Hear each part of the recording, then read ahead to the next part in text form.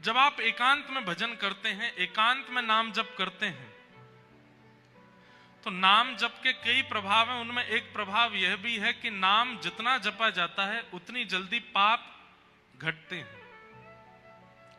जैसे मान लीजिए आपने अगर 1,00,000 नाम पूरे कर लिए तो आपका कोई एक पाप, जो आज तक आपने जितने पाप किए उनमें से एक पाप 1,00,000 नाम के बदले खत्म।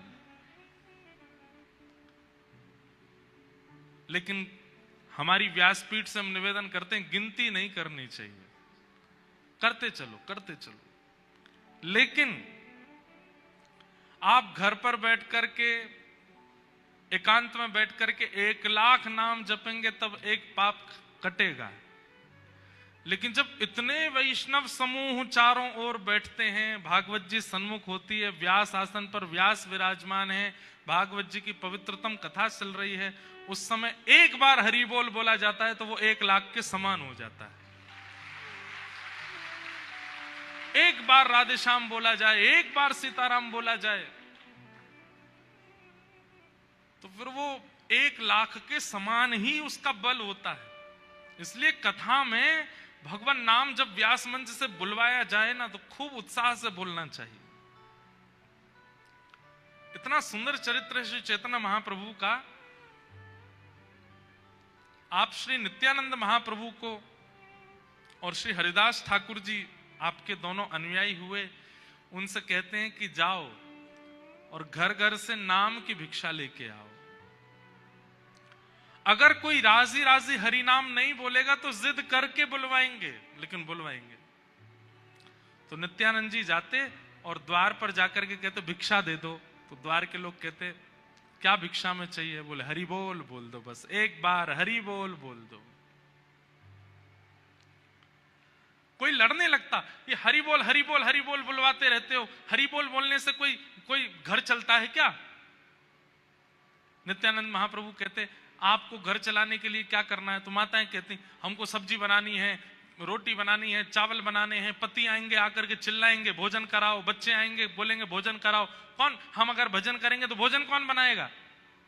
तो नित्यानंद महाप्रभु बोलते मैं भोजन बना दूं, मैं भीतर जाके मैं सब्जी काट दूंगा, मैं दाल बना दूंगा, मैं रोटी बना दूंगा, आप भजन करो। मैं करूंगा आपकी सेवा, लेकिन आप भजन करो। तो कहते ऐसा क्या है इस हरि बोल में कि आप हमारे घर पे सब्जी काटने को तैयार हो, रोटी बनाने को तैयार हो? ऐसा क्या है हरि के नाम में? नित्यानंद महाप्रभु कहते हैं, बोले जिस प्रकार रसगुल्ला बोलते बोलते बोलते बोलते सामने वाले का मुख मीठा हो जाता है, लेकिन रसगुल्ला खाने पर ही उसका स्वाद असली पता चलता है, ऐसे मेरे बताने से तो आपको केवल मिठास का अनुभव होगा, जब स्वयं बोल करके देखोगे तब पता चलेगा कि हरि बोल से क्या होता है। मैया तेरे पांव पड़ूं एक बार हरि बोल, मैया तेरे पांव पड़ूं एक बार हरि बोल। और सामने वाले इतने जिद्दी नहीं बोल रहे, अब बताओ। तो नित्यानंद महाप्रभु पता क्या बोलते? यहीं मर जाऊंगो एक बार हरि बोल, यहीं मर जाऊंगो एक बार हरि बोल। लोग बाग दुनिया में सामने वाले को डराने के लिए कहते हैं फांसी लगा लूंगा, मुझे 1,00,000 रुपए दे दो, नहीं दिए तो मैं ऐसा कर लूंगा, नहीं दिए तो मैं ये कर लूंगा, तुमने अगर मुझसे शादी नहीं करी तो मैं नस काट लूंगा। लेकिन यहाँ नित्यानंद महाप्रभु कह रहे अगर तुमने हरि बोल नहीं बोला तो तुम्हारे द्वार पे ही अपने प्राण त्याग दूंगा, एक बार हरि बोल बोल दो, क्या जाता है तुम्हारा, एक बार बोल दो। तो सामने वाला थोड़ा झिझा करके बोलता, बोल दिया लो हरि बोल। नित्यानंद महाप्रभु बोले अब जब एक बार बोल दिया है तो एक बार और बोल दो। बोले तुमने कहा था एक बार बोलने को, कुछ लग थोड़ी रहा है, तुम्हारे पैसे थोड़ी लग रहे हैं, एक बार बोल दिया एक बार और बोल दो। कोई भी चीज सिंगल नहीं होनी चाहिए, युगल होनी चाहिए, एक बार और बोल दो। एक बार और बोल देते हरि बोल। नित्यानंद महाप्रभु कहते बस अब हम जा रहे हैं, जल्दी जाओ यहां से। तो नित्यानंद महाप्रभु कहते अब हम जा रहे हैं तो कम से कम विदाई तो दे दो हमको। बोले क्या विदाई चाहिए? बोले एक बार और हरि बोल बोल दो। बंधुओं, सामने वाला व्यक्ति जब तीसरी बार हरि बोल बोलता था, 3 बार हरि बोल बोलती उसके चित्त में प्रेम लक्षणा भक्ति प्रज्वलित होने लगती थी और वो तो बस भुजा उठा करके नित्यानंद महाप्रभु के साथ ही नृत्य करने लगता था। उन्होंने 3 बार हरि बोल बुलवा करके कितनों को वैष्णव भक्त बनाया। हरि नाम, हरि कथा, हरि स्वरूप की कैसी महिमा है, ये तो तभी पता चलेगा जब उसमें प्रवेश करोगे। केवल सुनने मात्र से काम नहीं चलेगा। एक बार हरि नाम को अपने जीवन में लेकर के देखिए और फिर जीवन हरि नाम को दे करके देखिए, आप उसका अनुभव करेंगे। कैसा अनुभव? शरीर में कितनी भी बाधाएं हो जाएं, पीड़ा नहीं होगी आपको। जीवन में कितनी भी रुकावटें आ जाएं, आपको चिंता नहीं होगी आपको, अगर हरि नाम जीवन में होगा तो। जैसा एक सामान्य व्यक्ति का जीवन होता है वैसा ही चलेगा सब कुछ, लेकिन आप प्रभावित नहीं होगे उससे। ये हरिनाम की महिमा। 3 रूप हैं ठाकुर जी के, सच्चिदानंद रूपाय। सबसे पहला भगवान का स्वरूप क्या है? सत्य। आप उनको अष्ट धातु का बोलते हो, आप उनको मार्बल का बोलते हो, आप उनको सोने का बोलते हो, चांदी का बोलते हो, ये जघन्य अपराध है। ठाकुर जी को कभी भी पाषाण नहीं बोलना चाहिए। ठाकुर जी हैं। पाषाण कब बोला जाता है? जब उनके प्रति सत्य की भावना ना हो। एक बात बहुत ध्यान से सुनिएगा। ये कौन है? ये रमेश है। ये कौन है? ये सुरेश है। ये कौन है? राम सहाय है। ये कौन है? अंकुश है। ये कौन है? आशीष है। ये कौन है? राजीव है। सबके नाम होते हैं, लेकिन जैसे व्यक्ति के प्राण निकल जाते हैं, आप लोगों ने सुना होगा, क्या बोलते हैं? क्या है? शव है, बॉडी है। क्या बोलते हैं? शव है। जब किसी के घर में प्राण चले जाते हैं तो यही कहते हैं कि भाई उनका पार्थिव शरीर कब लाया जा रहा है, उनकी बॉडी कब लाई जा रही है, उनका शव। हम बॉडी तो अभी भी हैं, पर अभी क्यों नहीं बोला जाता? क्योंकि हमारे चित्त में चैतन्य विराजमान है, वो परमात्मा विराजमान है, जिसके कारण आंख देख पा रही है, नाक सूंघ पा रही है, कान सुन पा रहे हैं, हाथ कर्म कर पा रहे हैं, पैर चल पा रहे हैं।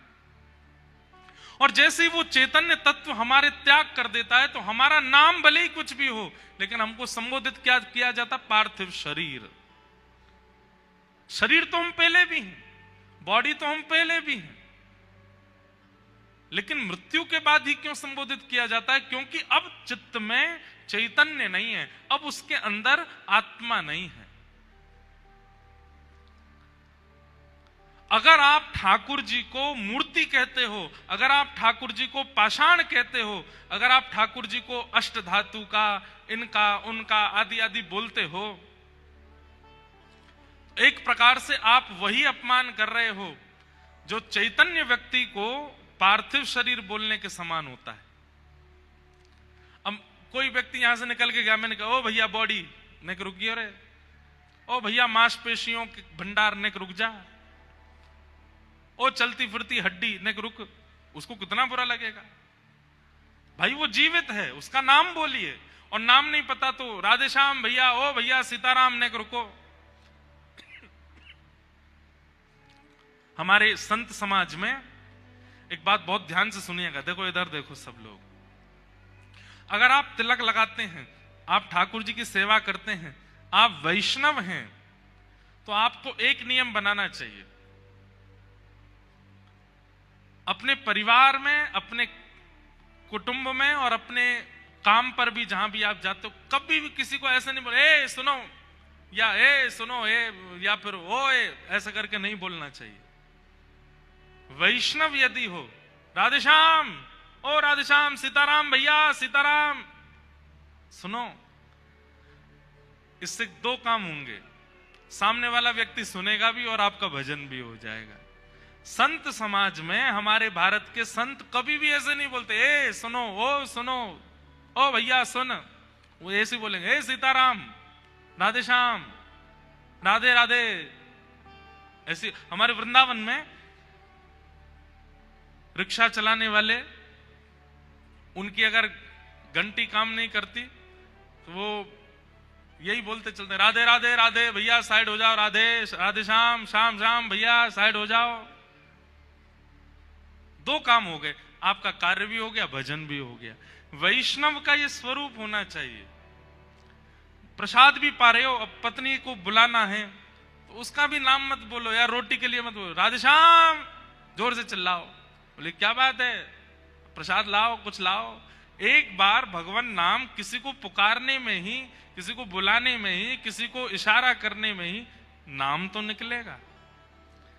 इसको कहते हैं सहजा भजन, ये सहज भजन है और ये हर वैष्णव को करना चाहिए।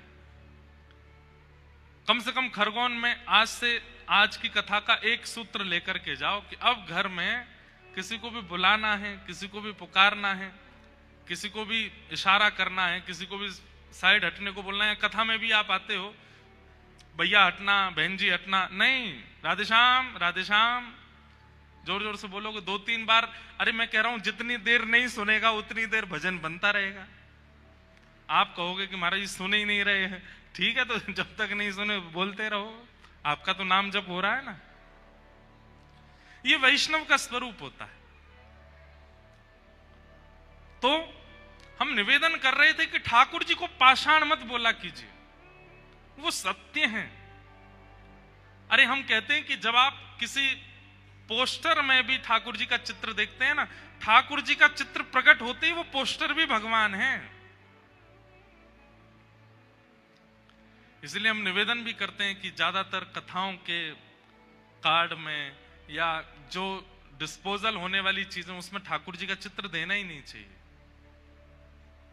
संकेत कर दो, नाम आदि भाव बता दो, लेकिन ठाकुर जी का चित्र मत दो, क्योंकि वो चित्र में परिपूर्ण है।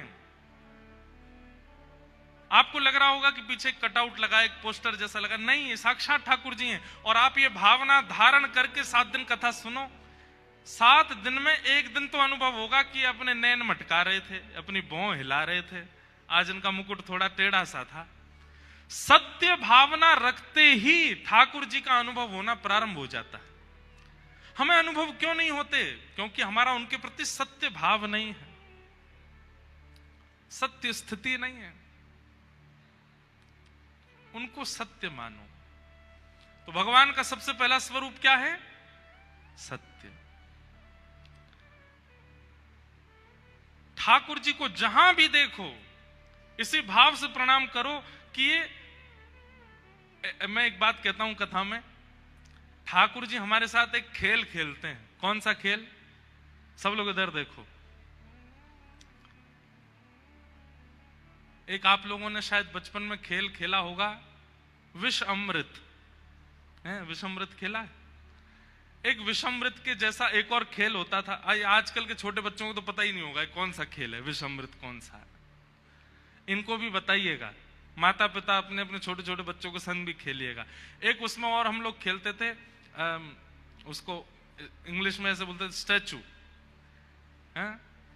एक व्यक्ति गिनती करता था 10 तक, 1 2 3 4 10 तक गिनती करता था। पीछे उसके सारे बहन भाई अलग अलग आकृति बनाते थे, और जैसे ही 10 पूरा होता तो वो पीछे घूम के देखता, तो जो जैसा है वो वैसे ही रह जाता।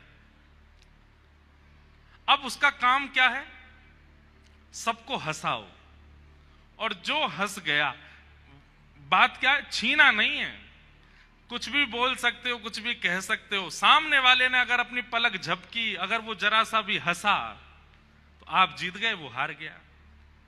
ठाकुर जी हमारे साथ ऐसा ही खेल खेल रहे हैं, स्वयं स्टैचू बन के खड़े, और हमसे कह रहे हैं अपने भक्ति के मार्ग से, अपने कथा के भाव से, अपने कीर्तन से, अपने भजन से, अपने नाम जप से तुम कैसे भी करके मेरे इस स्टैचू भाव को विलग करके दिखाओ।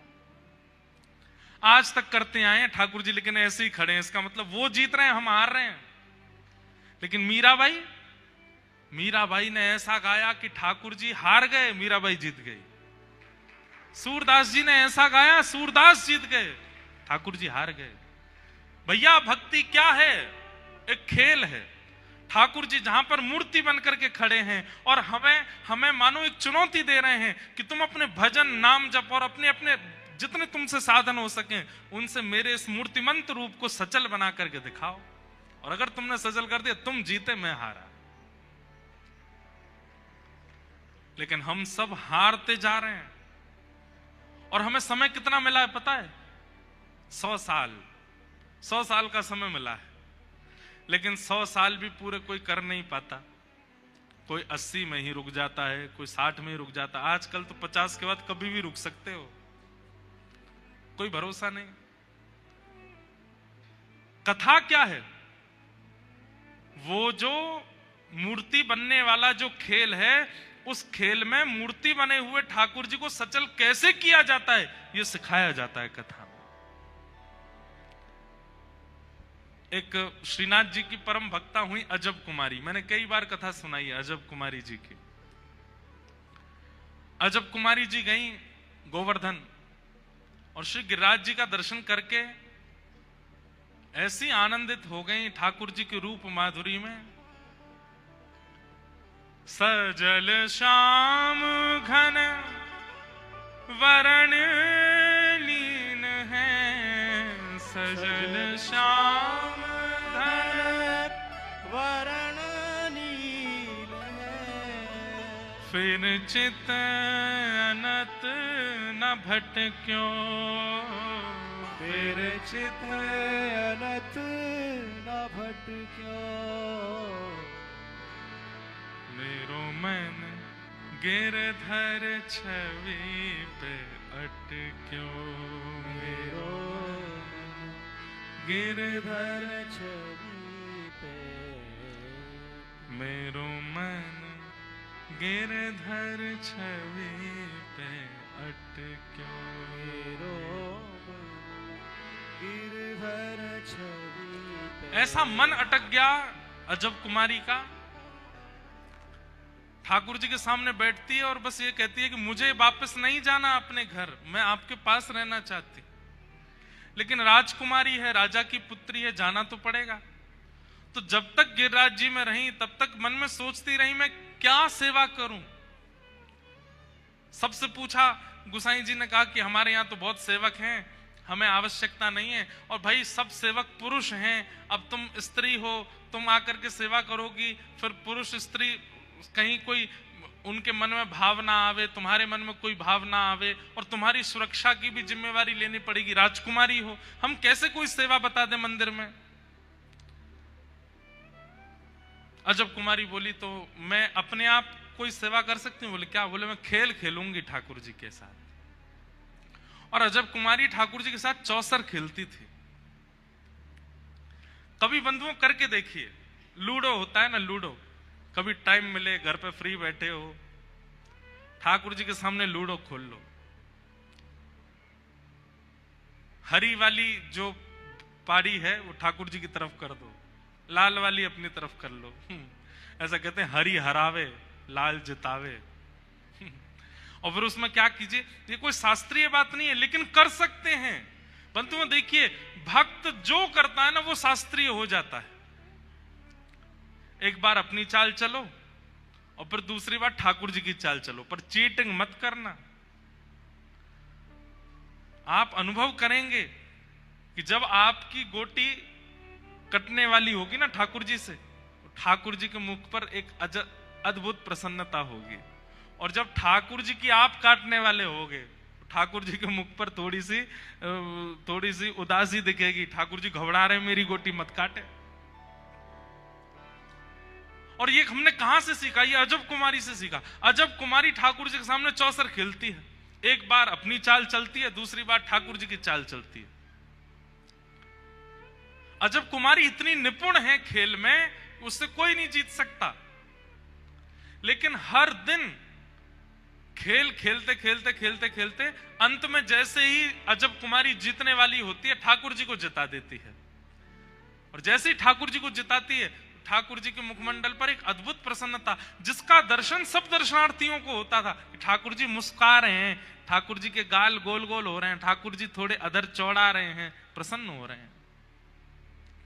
लेकिन जिस दिन अजब कुमारी को वापस अपने घर जाना था, उस दिन बोली, रोज जिता देती हूं, सबको लगता है कि आप जीतते हो, पर मुझसे कोई जीत जाए ये किसी में सामर्थ्य नहीं, आज मैं हराऊंगी आपको। और ठाकुर जी के सामने चौसर खेलने के लिए जब बैठी, ऐसी चाल चली, ऐसी बाजी चली कि सामने श्रीनाथ जी के मुखमंडल पर प्रश्वेत आने लगा, पसीने आ गए ठाकुर जी को। बोले आज तो मैं हार जाऊंगा, आज ये जीत जाएगी।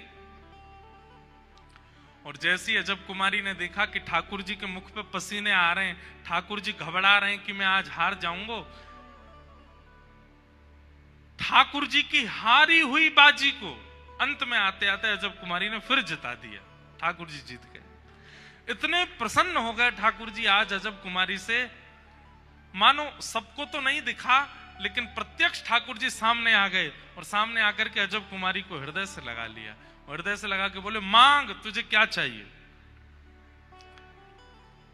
बोले, या तो मुझे अपने पास रख लो या आप मेरे पास आ जाओ। मैं आपके पास रह पाऊं ऐसी अभी व्यवस्था नहीं बन पाएगी, इसलिए आप ही मेरे पास पधारो। और श्रीनाथ जी गोवर्धन से मेवाड़ पहुंच गए अजब कुमारी के पास। आज भी हमारे श्रीजी बाबा श्रीनाथ जी मेवाड़ में विराजमान, किसके लिए? अजब कुमारी के लिए। कहने का अभिप्राय, ठाकुर जी मूर्तिमंत हैं, लेकिन अजब कुमारी ने अपनी भावना से ठाकुर जी के उस मूर्तिमंत को सचल कर दिया। हम आज भी अपने ठाकुर जी को मूर्तिमंत ही देख रहे हैं, हमारे ठाकुर जी सचल नहीं होते। क्यों? हमारी भक्ति में कमी है, हमारे विश्वास में कमी है, हम ठाकुर जी को सत्य मानते नहीं हैं, इसलिए ठाकुर जी सचल होते नहीं हैं। कर्माबाई की खिचड़ी खाने जगन्नाथ जी दौड़े चले आते हैं, सूरदास के पद सुनने के लिए श्रीनाथ जी दौड़े चले आते हैं, कुम्मन दास के खेत में बीज बोने के लिए ठाकुर जी चले आते हैं, और हम कुछ भी करते रहे, ठाकुर जी कुछ करते ही नहीं है। क्यों? हमारी भावना में कहीं कमी है। इसलिए भागवत जी के प्रारंभ में ही बताया गया है, ठाकुर जी को पाषाण मत मानिए, ठाकुर जी को मूर्ति मत मानिए। ठाकुर जी कौन है? सत्य हैं, सचल है। आप कभी भी ठाकुर जी के स्वरूप को देखिए और उसमें यह भाव रखो कि हे नाथ, बहुत देर हो गई, आप एक आसन पर खड़े हैं, थोड़ी देर बैठ जाइए ना, थोड़े आपके चरण दबा दें, आप थक तो नहीं गए होंगे, आप हार तो नहीं। अरे कहां, हम लोगों की भक्ति तो ऐसी, अपने कमरों में डबल एसी लगाते हैं, ठाकुर जी के कमरे में पंखा वो भी रात में बंद कर देते हैं, बिल आएगा। हम कहां से ठाकुर जी का अनुभव कर सकते हैं जब हमारे अंदर इतनी चैतन्य भावना भी नहीं है ठाकुर जी के लिए? तो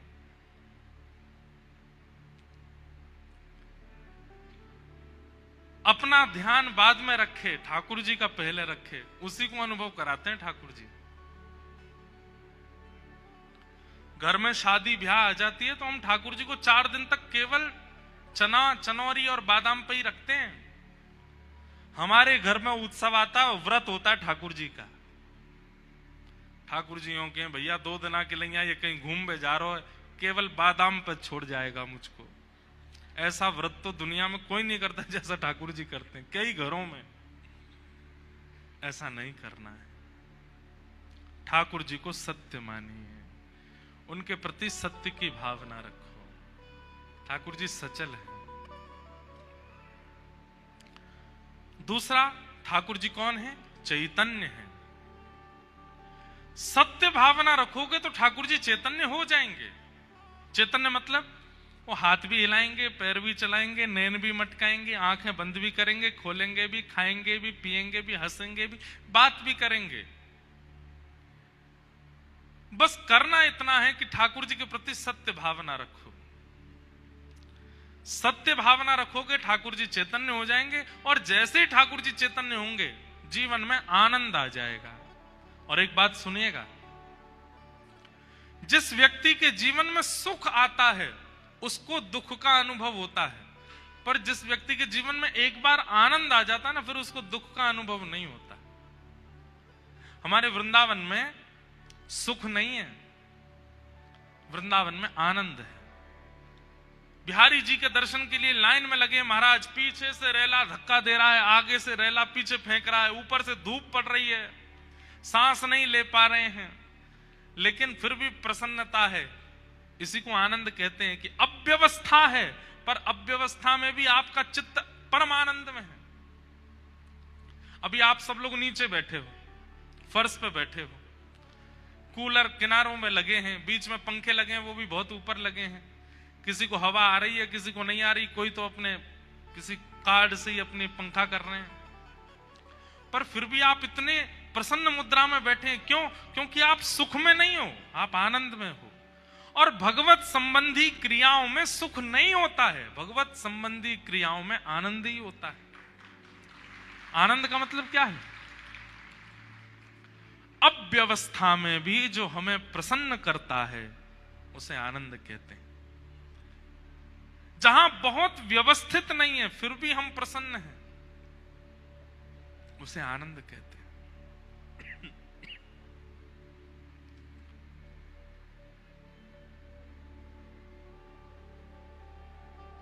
उसे आनंद, इसीलिए नंद घर आनंद भयो, नंद घर सुख भयो, यशोदा घर सुख भयो नहीं गाते। सुख संसारी वस्तुओं से मिलता है। गुलाब जामुन सुख देता है, रसगुल्ला सुख देता है, समोसा सुख देता है, पर अति में अगर रसगुल्ला खाओगे तो दुख देगा, इसलिए वो सुख ही है, आनंद नहीं है।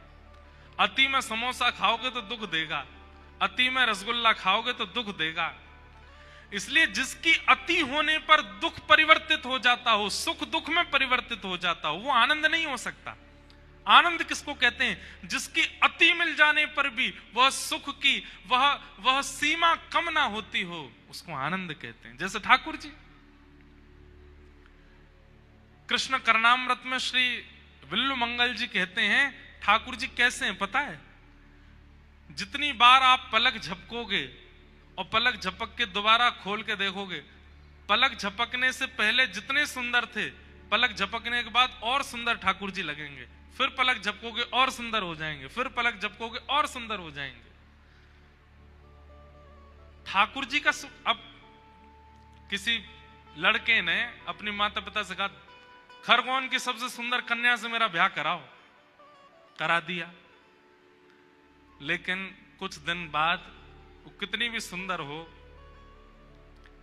जो उनके पतिदेव हैं वो ज्यादा सिहाएंगे नहीं उनको देख करके। एक आध बार देख लिया ठीक है, अब तो सुंदर दी तो है, क्योंकि संसार की सुंदरता कैसी है, वो प्रतिक्षण, संसार का सुख कैसा, प्रतिक्षण भोग करते करते घटता है। उसका आस्वादन करते करते करते उससे मिलने वाला सुख हमको घटाता है। पत्नी अपने पतियों को ढूंढना नहीं, ऐसी बात है क्या? कहीं पूछने लगो ये महाराज जी कह रहे हैं ये सत्य है क्या? लेकिन ठाकुर जी का स्वरूप कैसा है? जितना उसका उपभोग करोगे, जितना उसको आस्वादन करोगे, उतना सुख बढ़ता है।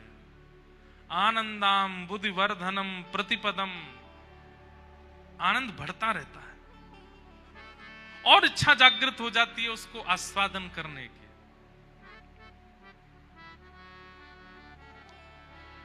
इसलिए ठाकुर जी कौन है? आनंद, सुख नहीं है। अब कथा, आज पहला दिन है, 7वां दिन जब कथा का होगा तो आप सब कह उठेंगे, कथा भैया 7 दिन की नहीं, 1 महीना 1.5 महीना की होनी चाहिए। क्यों? 7 दिन में तो कुछ पता ही नहीं चला, 7 दिन में तो कुछ हुआ ही नहीं। और वहीं पिक्चर आप देखने जाओ तो 3 घंटा वाली भी यूं लगती है कब पूरी होगी, खत्म क्यों नहीं हो रही है। और कथा में ये लगता है कि खत्म क्यों हो गई, विश्राम क्यों हो गई, चलती रहे। क्यों? क्योंकि आनंद है। एक बात बोले बंधुओं,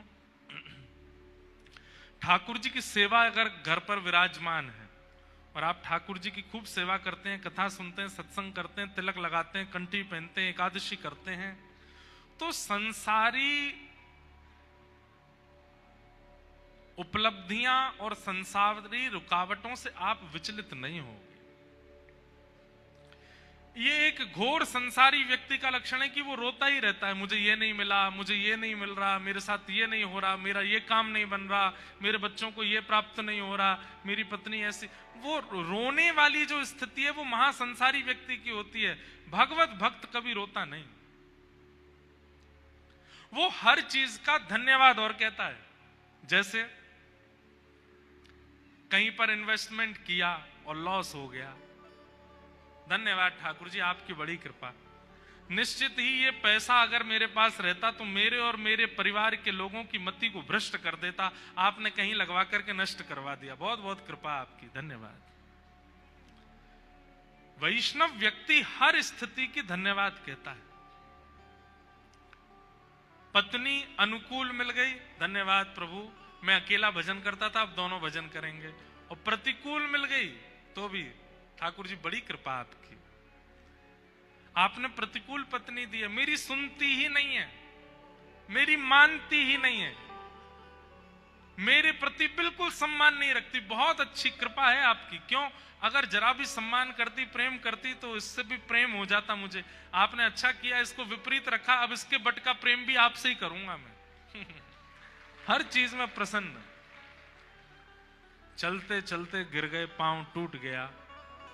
जय हो ठाकुर जी, बड़ी कृपा आपकी। वाह, पांव तोड़ दिया मेरा, हड्डी हड्डी सब टूट टाट गई है भीतर।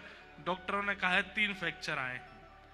मुझे पता है आप चाहते हैं कि मैं कुछ दिन आराम करूं, इसीलिए मेरा पांव तोड़वा दे। कोई नहीं, अब आराम करूंगा, आप जैसे चाहोगे। वैष्णव व्यक्ति का यह स्वरूप होता है, वो किसी भी बात की ठाकुर जी से शिकायत नहीं करता, हर स्थिति को स्वीकार करता है, चाहे जैसी हो।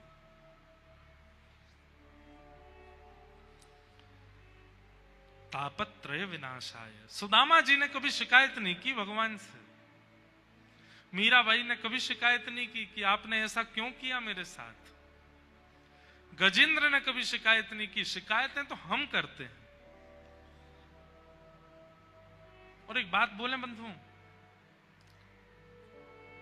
ये प्रेम का स्वरूप नहीं है। जैसे कोई कहे आपसे कि मैं आपसे बहुत प्रेम करता हूं, लेकिन सुबह से शाम तक केवल शिकायत ही करता रहता है, ये हो गया, ये हो गया, तुमने ये नहीं किया, तुमने, तो कहीं ना कहीं उसका प्रेम अभी उस स्थिति का नहीं है, इसलिए शिकायत है। प्रेम में शिकायत नहीं होती, प्रेम में स्वीकार होता है। शिकायतें बहुत ज्यादा जहां होती हैं, वहां कहीं ना कहीं प्रेम घट गया है, प्रेम थोड़ा कम है, इसलिए शिकायतें। जैसे स्कूल में जब हम पढ़ते थे, अब हमने कोई गलती की, हमारे मित्रों ने देख लिया, कई इतने उद्यमी होते थे, वो प्रतीक्षा करते थे कि कब टीचर आए और हम उनको बताएं। टीचर को पता नहीं चला है कि क्लास में कुछ ऐसा हुआ है। सर, वो जो पीछे बैठा है ना बेंच पे, वो ऐसे ऐसे कर रहा था। अरे उनको पता नहीं चला, तू क्यों जाकर के बोल रहा है? ऐसे बच्चे बड़े शातिर, बड़े चालाक माने जाते थे। लेकिन कई बच्चे कैसे होते, लंच टाइम से पहले हमने भोजन कर लिया, चुपचाप, उसने देख लिया, और मान लो टीचर को पता भी चल गया तो भी वो बीच बचाव, नहीं नहीं सर, मैंने देखा, इसने नहीं खाया, वो इसकी माताजी बढ़िया सब्जी बनाती है इसलिए आपको खुशबू आ गई होगी, इसने नहीं खाया है। वो बचाते हैं। शिकायतें करने का स्वभाव वैष्णव का नहीं होता। अत्यंत शिकायतें जिसके पास भरी पड़ी हैं, वो प्रेमी व्यक्ति नहीं है। इसलिए उर्दपुंड धारण करते हो, ठाकुर जी की सेवा करते हो, कथा सुन रहे हो, वैष्णव पथ के पथिक बन गए हो, भक्ति पथिक हो, तो सबसे पहला काम शिकायतें बंद कीजिए। जो होता है उसको प्रसाद मान के स्वीकार करो।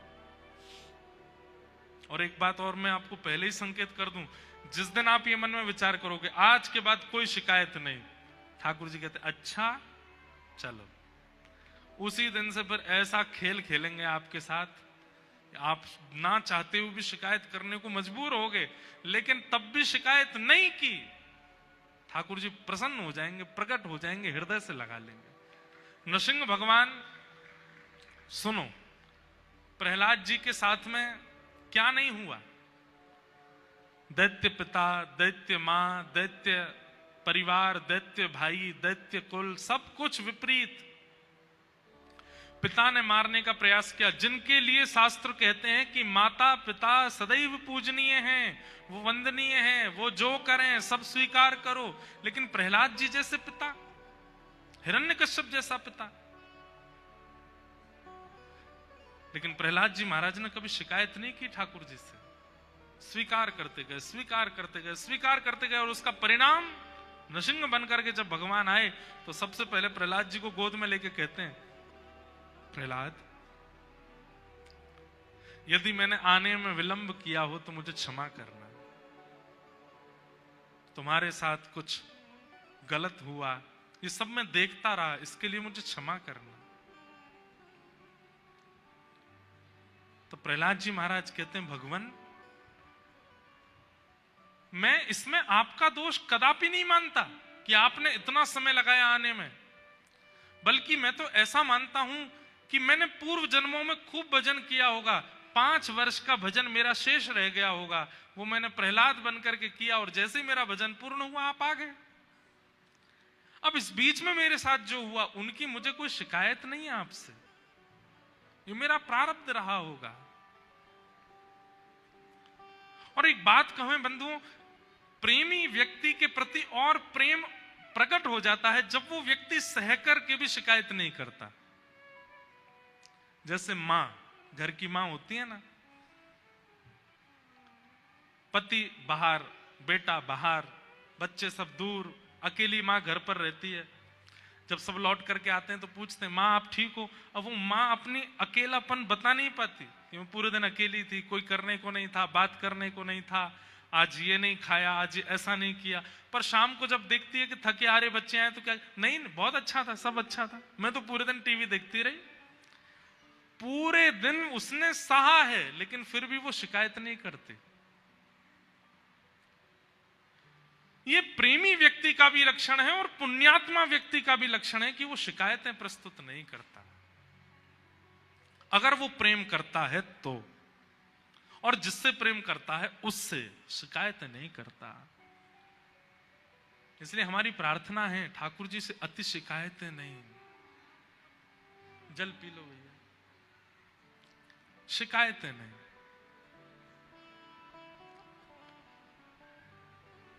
तापत्रय विनाशाय श्री कृष्णाय वयं नमः। ऐसे सब प्रकार के तापों का उपशमन करने वाले, पूरे जीवन को प्रसाद रूप में हमें प्रदान करने वाले श्री कृष्ण को हम बारंबार प्रणाम करते, वंदन करते। आगे महात्म्य की कथा है, हम जल्दी जल्दी महात्म्य का पूरा सत्र कर दें पूर्ण, सुन के ही जाइएगा। 88,000 सौनकादि ऋषि नैमिषारण्य क्षेत्र में बैठे हैं और तभी सूत जी महाराज का आगमन होता है। 88,000 सौनकादि ऋषियों की एक चिंता है कि मानव का कल्याण कलयुग में कैसे होगा। बंधुओं, एक प्रश्न हम हर कथा में कहते हैं, बहुत ध्यान से सुनिएगा, इधर देखो सब लोग। कल्याण शब्द सब जानते हैं, पर वास्तव में मानव कल्याण कहते किसको है? हमारा कल्याण किस में है? कभी विचार किया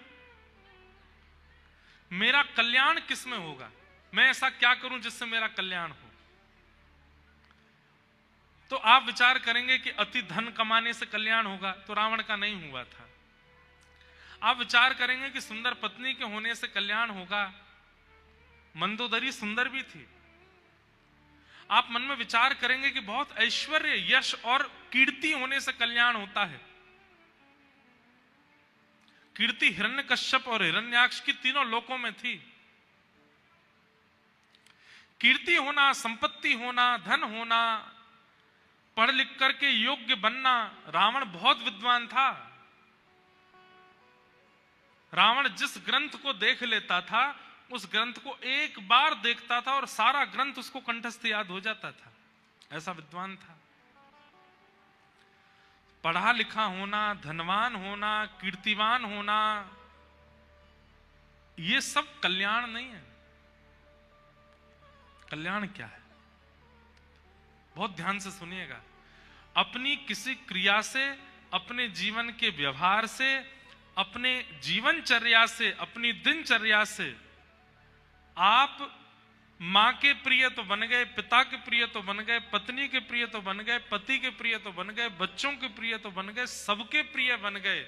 लेकिन कल्याण तब होगा जब हरि प्रिय बनोगे, हरि के प्रिय बनोगे। समझ में आई बात? मुझे हरि प्रिय हैं, हम सबको हरि प्रिय हैं, पर हम सब में हरि को 4-5 लोग ही प्रिय होंगे। यहां जितने बैठे हैं मुझसे लेके पीछे तक हम हजारों हैं और हम सबको हरि प्रिय हैं, पर हम सब में हरि को कौन प्रिय है?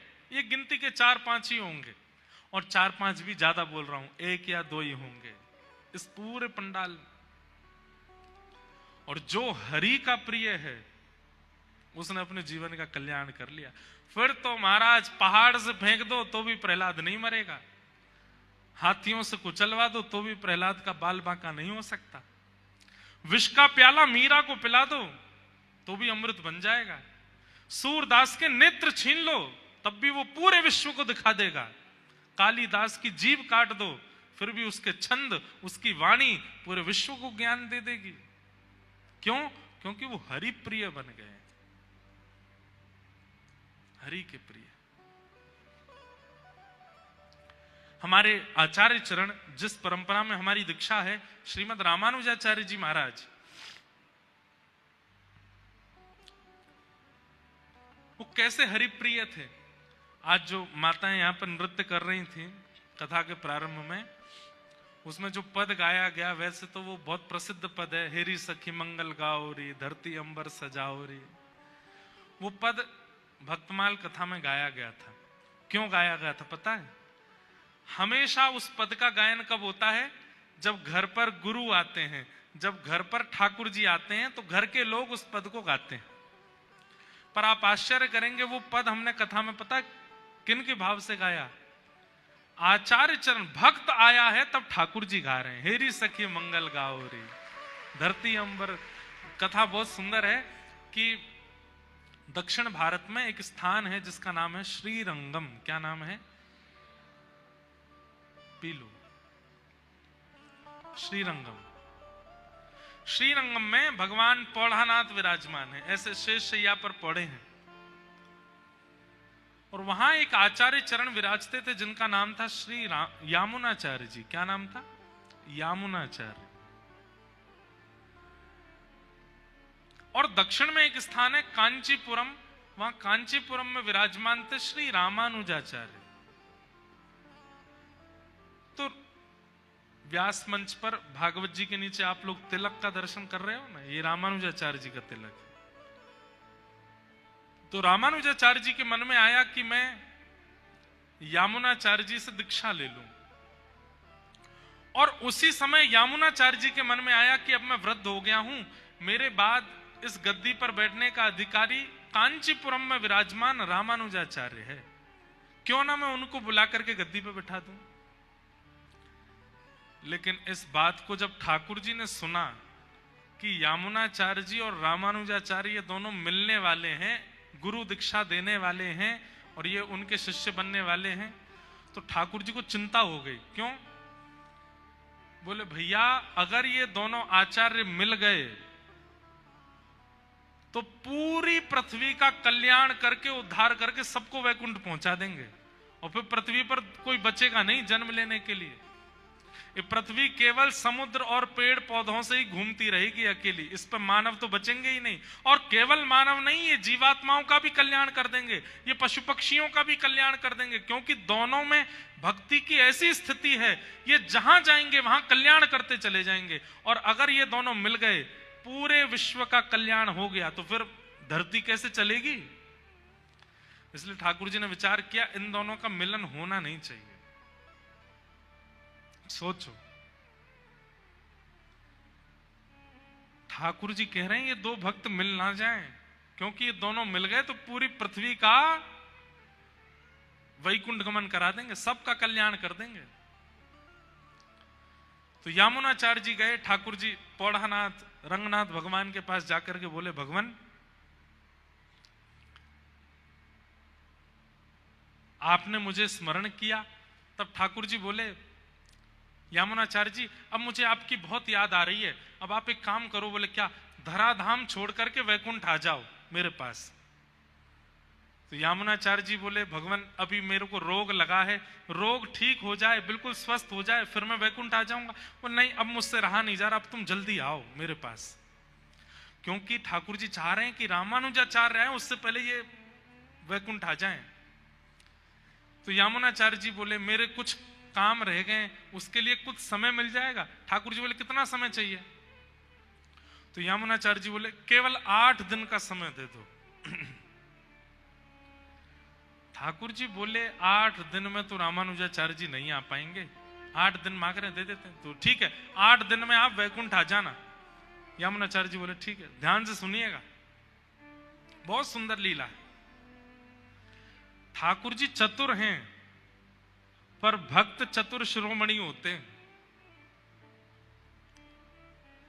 भक्त जो है ना वो संसार के सामने तो बहुत सीधा होता है, पर ठाकुर जी के आगे चतुर बन जाता है।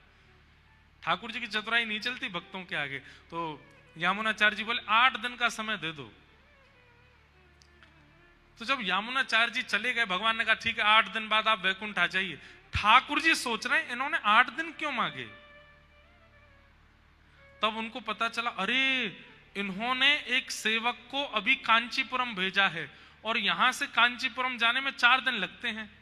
4 दिन में वो सेवक पहुंचेगा और जैसे ही रामानुजाचार्य जी से कहेगा कि यामुनाचार्य जी बुला रहे हैं, रामानुजाचार्य जी तुरंत निकलेंगे और 4 दिन में वो आ जाएंगे।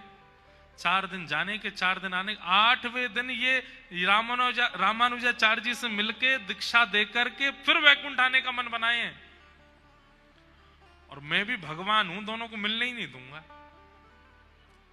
तब 4 दिन में सेवक पहुंचा और जैसे ही उसने रामानुजाचार्य जी से कहा कि यामुनाचार्य जी याद कर रहे हैं, तो रामानुजाचार्य जी तो बोले मैं तो बहुत दिन से सोच ही रहा था कि मैं जाके दीक्षा ले लूं। तुरंत चल दिए। और जैसे ही रामानुजाचार्य जी श्रीरंगम पहुंचे, बस द्वार पर पहुंचे ही हैं कि भगवान तुरंत यामुनाचार्य जी के सामने आके बोले चलो 8वां दिन है आज। यामुनाचार्य जी बोले कुछ क्षण मिल जाएंगे? ठाकुर जी बोले नहीं अब चल। और श्री यामुनाचार्य जी को रामानुजाचार्य जी से मिलने ही नहीं दिया, ठाकुर जी ले गए।